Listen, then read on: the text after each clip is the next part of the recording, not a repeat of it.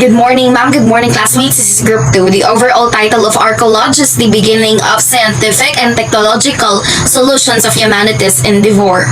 At the end of this activity, we are expected to trace and explain on how science and technology evolved during each period, from ancient, middle, and modern ages. And lastly is to cite the application of science and technology to our society. Science and technology have a great impact on our lives today, particularly in allowing us to enjoy all of the modern conveniences that we feel today. Also, science and technology have a great help to our society, especially in our country's socio-economic development.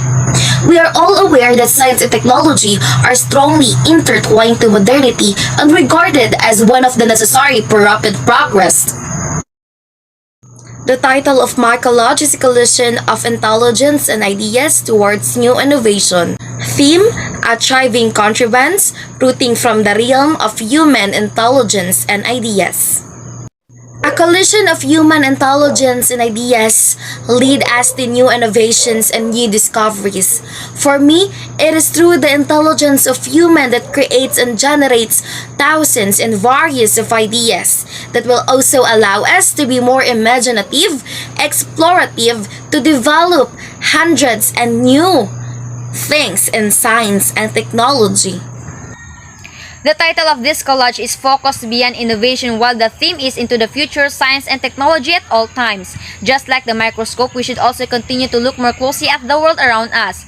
The journey of science and technology have opened up many doors for discoveries, inventions, and innovations that leads to development and continuous advancement in comparison to ancient times. By studying, it will satisfy our curiosity through asking questions, doing research, and explaining why things happen.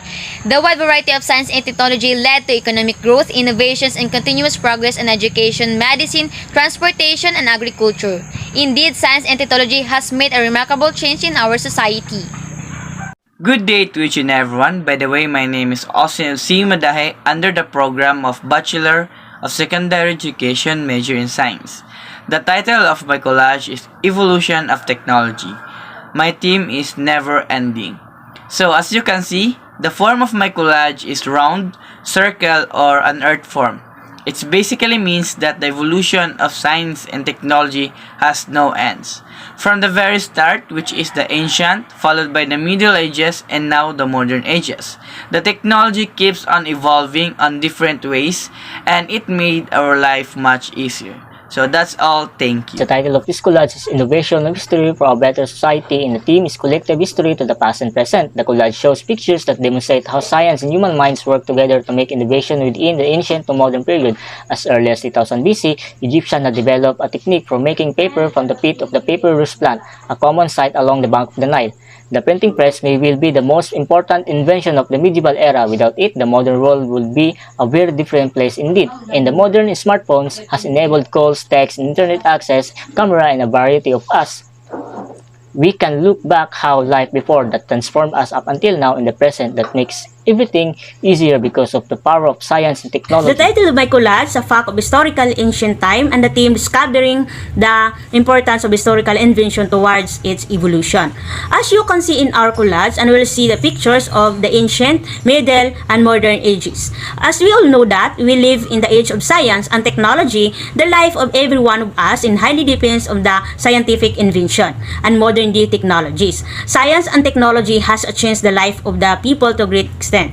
It's important to study the history of science and technology for us to able to understand its process, functions, and uses in our world. Having a science and technology in our lives, it's important for us a lot of contribution in our society. The title of this collage is Book of Technologies with the theme Technology at its Finesse. Just like the book, the more you read, the more things you will know around the world. Over the years, how we communicate has evolved immensely. Today, Many of our inventions are focused on creating faster ways of communicating with each other. It made human life much easier. By studying, it allows us to have a glimpse into both history of the world and how we discover everything we know about the world. The history helps us to paint a detailed picture of where we stand today.